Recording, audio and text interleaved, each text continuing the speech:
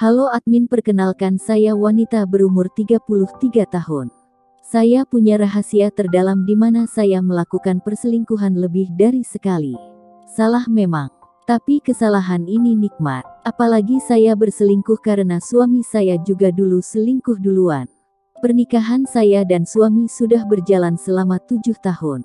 Kami sudah mempunyai 2 orang anak. Anak pertama kami terkena diseleksia, karena saya mengetahui suami saya selingkuh ketika sedang hamil 7 bulan. Dan kata dokter itu mungkin penyebab anak saya mengalami diseleksia. Begitupun dengan anak kedua kami. Anak kedua kami mengalami autism. Kebetulan saya mengetahui perselingkuhan suami saya ketika kandungan saya 3 bulan ketika hamil anak kedua kami. Kenapa saya tidak bercerai?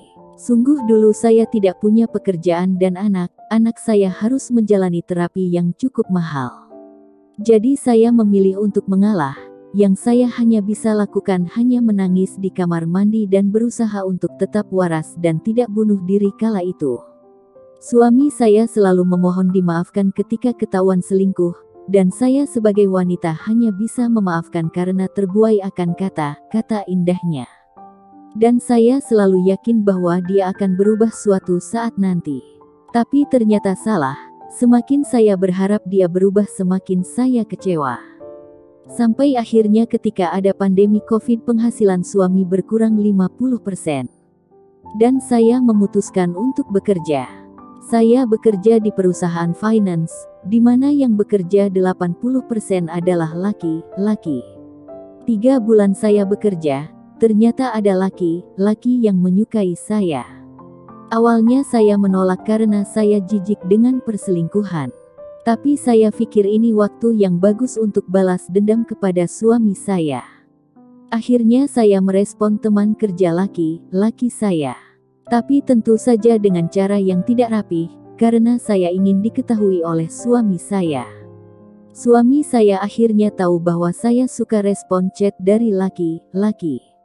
Kala itu dia super marah dan mengancam akan menceraikan saya. Saya tentu melawan. Saya beritahu dia bagaimana rasanya diselingkuhi.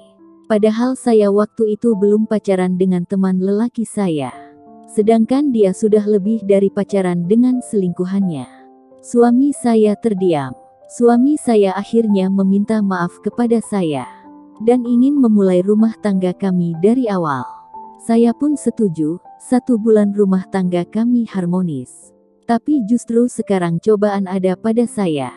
Datang lagi lelaki di kantor cabang yang lain yang menyatakan cinta kepada saya.